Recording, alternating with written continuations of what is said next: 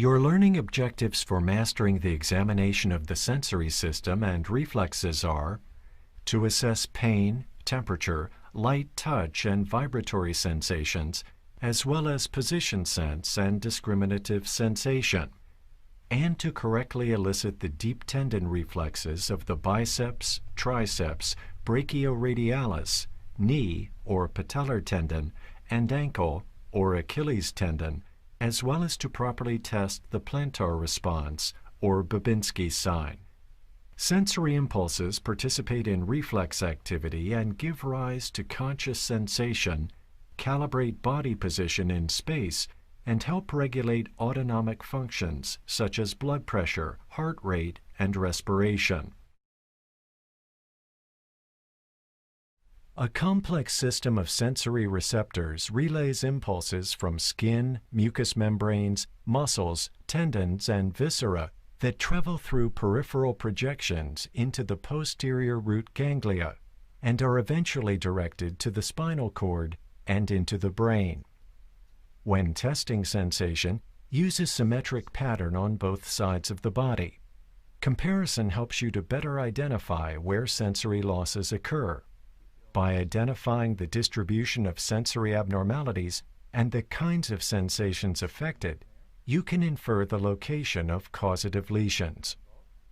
To help localize neurologic lesions, the body is commonly mapped into dermatomes, which are skin bands innervated by the sensory root of a single spinal nerve. It is helpful to familiarize yourself first with the dermatome shaded in green. For example, T4 at the nipple line, T10 at the umbilicus, and L5 at the anterior ankle and foot. With the patient's health history in mind, and after good hand hygiene, you are ready for the physical examination. Begin the sensory examination by assessing pain sensation in arms, legs, and trunk. To do this, first warn the patient, then use the sharp end of a broken cotton swab stick, a previously unused safety pin, or some other suitable tool. Ask the patient to close his eyes, then, starting with the arms, test scattered areas in a symmetric pattern on both sides of the body, occasionally substituting the blunt end for comparison between sharp and dull. Discard the broken swab after using it. Temperature testing is performed when pain sensation is abnormal. Use 2 test tubes filled with hot and cold water. I got 2 test tubes here. That one's cold and that one's hot. Okay. Now you close your eyes. Now tell me which it is. Cold. Hot. Hot. Cold. Hot. Cold. Next, assess light touch with a cotton wisp. In diabetics, watch for the stocking glove pattern of sensory peripheral neuropathy. Now I'm going to touch you with this cotton wisp. Whenever you feel it, you say, now. Okay. Close your eyes. Now. Now. Next, assess vibratory sensation using a lightly vibrating, low-pitched tuning fork. Have the patient close his eyes. Tap the tuning fork on the heel of your hand and place it against the soft distal tissue of the finger and large toe, and ask the patient to tell you what he feels. Ask the patient to tell you when the sensation stops. What do you feel? The same thing. Okay, tell me when it stops. Then move the tuning fork closer to the trunk to see if it is perceived. Even in normal patients, some slight distal to proximal gradient may be found. Vibratory sense is often impaired in alcoholic peripheral neuropathy. To test position sense, or proprioception, hold the sides of the patient's big toe with your thumb and index finger.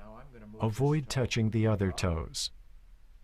Next, ask the patient to close his eyes and identify the direction of motion. Repeat several times on each side in an irregular sequence. Then compare with the big toe on the other foot. Up.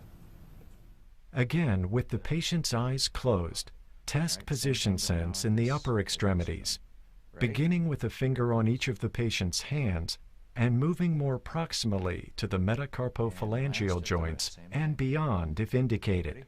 Here it comes. Up. Down. Finally, test discriminative sensations, beginning with stereognosis, the ability to identify an object by feeling it. Ask the patient to close his eyes, then place a familiar object in the palm and ask the patient to identify it. Small coin. Repeat the procedure on the other hand, using a different sized coin or a different A object. bigger coin? Not the same as the other hand? No, it's bigger. Okay. To test graphesthesia, or number identification, ask the patient to close his eyes and use a blunt object to draw a large number on the palm. What was that? 5. Using two ends of an opened paper clip or the ends of two pins, repeatedly touch the patient's finger pad with the 2 points at the same time and with 1 point occasionally. Be careful not to cause pain. Ask the patient to identify if he's being touched with 1 or 2 points. 1. Then reduce the distance between the points so that you can determine the minimum distance at which the patient can identify 2 points. On the finger pad, the distance should be less than 5 millimeters. 2. Good. To test point localization, ask the patient to keep the eyes closed. Then touch a point on the patient's skin. Ask him to open his eyes and point to the place touched. All right, close your eyes. Here comes the first one. This test is especially helpful for locating sensory loss on the trunk and legs. To test double extinction, use your fingertips to provide stimulus in either one area of the patient's body or in 2 areas simultaneously. Normally, the patient should be able to identify whether your stimulus was on one side or on both sides. Both. Before we assess the deep tendon reflexes, let's see how and where they occur. Deep tendon reflexes are involuntary monosynaptic cord reflexes arising from the stimulation of partially stretched muscle fibers. This sudden additional stretching sends impulses along afferent sensory nerve fibers to synapses in the spinal cord. Then efferent nerve fibers carry the impulses back to the muscle fibers, causing them to contract. Interruption of these monosynaptic arcs anywhere along their paths will cause loss of reflex. Each deep tendon reflex corresponds to a specific spinal segment. The ankle reflex primarily relates to S1 and L5. The knee reflex to L2, L3, and L4. The brachioradialis to C5 and C6. The biceps reflex also to C5 and C6. And the triceps reflex to C6 and C7. Note the ascending order of the numerical sequence from ankle to triceps, a tip for helping you remember the reflex innervations. When assessing deep tendon reflexes, grade them on a scale from 0 to 4+. A grade of 0 reflects no response. 1+ indicates a somewhat diminished reflex. A 2+ reflex shows greater movement than 1+ and is the average normal response. A 3+ reflex is brisker than average but is still normal. A 4+ reflex is a very brisk hyperactive response. By definition, it must be accompanied by clonus, a rhythmic oscillation between flexion and extension. Begin assessing deep tendon reflexes by testing the biceps reflex. The patient's arm must be relaxed, partially flexed at the elbow, and positioned with the palm down. Depress the biceps tendon with your thumb or index finger. Strike your thumb or finger briskly with the reflex hammer. You should feel the biceps muscle contract and see flexion of the forearm. To assess the triceps reflex, flex the patient's arm at the elbow with the palm toward the body and pull the arm slightly across the chest. Strike the triceps tendon above the elbow. Watch for contraction of the triceps muscle and extension at the elbow. To elicit the supinator or brachioradialis reflex, the patient's forearm should rest on the abdomen or lap with the forearm partly pronated. When the patient is ready, strike the radius 1 to 2 inches above the wrist. Observe for flexion and supination of the forearm. To test the knee reflex, locate the patellar tendon with the patient's knee flexed. Briskly tap the tendon just below the patella. Note contraction of the quadriceps and look for quick extension of the knee. A hand on the anterior thigh lets you feel this reflex. Supporting both knees at once allows you to assess small differences between the reflexes of each knee. Test the ankle reflex. If the patient is sitting, dorsiflex the foot at the ankle. Ask the patient to relax and strike the Achilles tendon. Watch for the plantar flexion at the ankle and note the speed of relaxation after the muscular contraction. If the patient is lying down, flex one leg at both hip and knee and rotate it externally so that the lower leg rests across the opposite shin. Then, dorsiflex the foot at the ankle and strike the Achilles tendon. Repeat this test on the opposite side. If the knee and ankle reflexes seem hyperactive, test for ankle clonus. Support the knee in a slightly flexed position. With your other hand, dorsiflex and plantar flex the foot a few times, and then sharply dorsiflex the foot and maintain it in dorsiflexion. Look and feel for sustained rhythmic oscillations between dorsiflexion and plantar flexion. In most normal people, the ankle does not show clonus.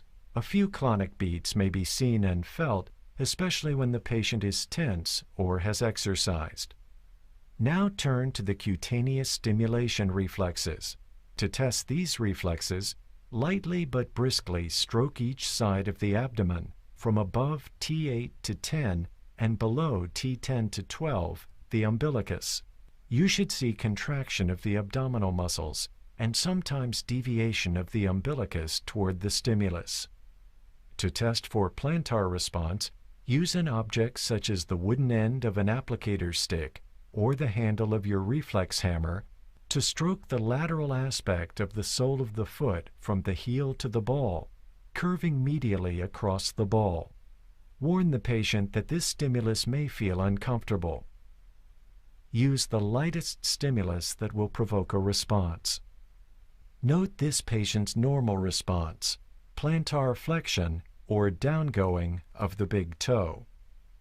Some patients withdraw from the stimulus by flexing the hip and the knee. Hold the ankle if necessary to complete your observation. It is sometimes difficult to distinguish withdrawal from a Babinski response. Dorsiflexion of the big toe, or a positive Babinski's sign, is a pathological response which, as simulated here, manifests itself in dorsiflexion or upgoing of the big toe in conjunction with fanning of the other toes. A positive test indicates a corticospinal tract lesion seen in a stroke.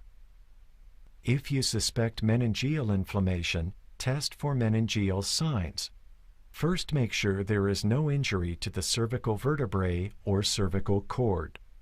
With the patient lying down, place your hands behind the patient's head and flex the neck forward until the chin touches the chest if possible. There should be no resistance or pain. As you flex the patient's neck, watch his hips and knees. Normally, they should remain relaxed and motionless. Hip and knee flexion with this maneuver is a positive Brudzinski sign. Flex one of the patient's legs at the hip and knee and then straighten the knee. This action normally produces discomfort behind the knee during extension, but should not cause pain. Pain and resistance to knee extension is a positive Koenig sign. For low back pain with nerve pain that radiates down the leg, commonly called sciatica, in the S1 distribution, test straight leg raising for lumbosacral radiculopathy. Raise the supine patient's relaxed and straightened leg, flexing the leg at the hip, then dorsiflex the foot at an angle of about 60 degrees.